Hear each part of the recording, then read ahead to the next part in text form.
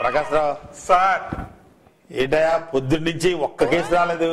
వస్తారు సార్, తప్పకుండా వస్తారు. నువ్వెలా చెప్పగలవు? నాకు పొద్దున్న నుంచి కుడికన్ను అదుపుతుంది సార్. తప్పకుండా వస్తారు. చెప్పాను కదా సార్, నాకు కుడికన్ను అదుపుతున్నది. నేను చూస్తుంటే నాకు రెండు కళ్ళు వదులుతాయి. ఏమయ్యా ఏంటి, ఎవరన్నా మర్డర్ చేశారా నిన్ను? మర్డర్ చేస్తే నేను ఎక్కడికి ఎలా వస్తాను సార్? పోనీ నేను ఎవరన్నా రేపు చేశారా? ఈ ఫేస్ అంత అదృష్టం కూడా సార్.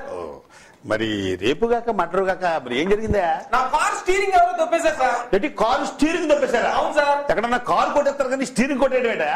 అదే నాకు అర్థం కావట్లేదు సార్. కొత్త కార్ సార్. కొత్త కారా? అవును సార్. నా గర్ల్ ఫ్రెండ్ కి బిల్డప్ ఇద్దామని కొత్తగా డ్రైవింగ్ నేర్చుకుని కొత్తగా కారు కొనుక్కున్నాను సార్. ఏంటి, డ్రైవింగ్ కూడా కొత్తనా? అవును సార్. కొత్త కారు కొత్త డ్రైవింగ్ అయినా నీ స్టీరింగ్ కొట్టేసినాడు ఎవడో నీచ నికృష్ట దరిద్రుడై ఉంటాడయ్యా. అంత గట్టిగా ఎలా చెప్పగలరు? లేకపోతే ఎవడన్నా కారు కొట్టేస్తాడు కానీ స్టీరింగ్ కొట్టేస్తాడేట. సర్లే కానీ ఇదిగో కంప్లైంట్ రాసి. అలాగే ఇదిగోండి సార్ కంప్లైంట్. సార్ నా స్టీరింగ్. ఇప్పుడే కదా కంప్లైంట్ ఇచ్చా, చూస్తాం వెళ్ళు. అలాగే సార్.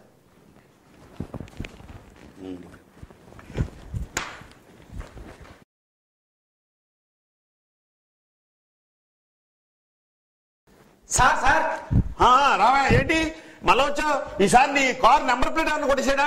లేదు సార్, నేను ఇందాక ఇచ్చిన కంప్లైంట్ రిటర్న్ తీసుకుందామని. ఎందుకని?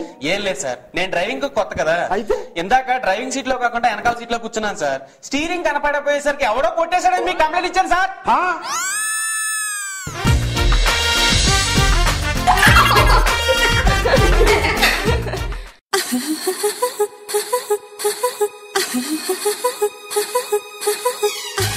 Ha ha ha.